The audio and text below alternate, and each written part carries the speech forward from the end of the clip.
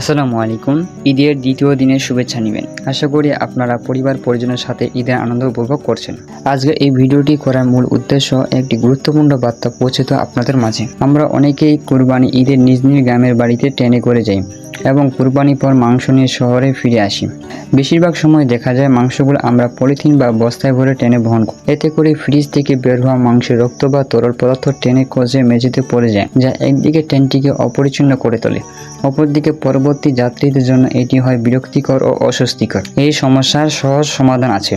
বাজারে 50 থেকে 100 টাকার মধ্যে সহজে প্লাস্টিকের বালতি পাওয়া যায়। কোরবানির মাংস যদি এমন একটি বালতিতে করে বহন করে, তাহলে তা থেকে কোনো রস বা তরল ট্রেনের ভিতরে পড়বে না। এতে ট্রেন থাকবে পরিষ্কার আর পরবর্তী যাত্রীরা উপভোগ করতে পারবে একটি পরিচ্ছন্ন ভ্রমণ। একটি ছোট সচেতনতা আমাদের পরিবেশকে সুন্দর রাখতে সাহায্য করবে এবং ট্রেনে যাত্রার অভিজ্ঞতাকে আরো আরামদায়ক করে তুলবে। আসুন আমরা সবাই দায়িত্বশীল নাগরিক হিসেবে এমন একটি ছোট উদ্যোগ গ্রহণ করি। সবাইকে ধন্যবাদ। ঈদ মোবারক।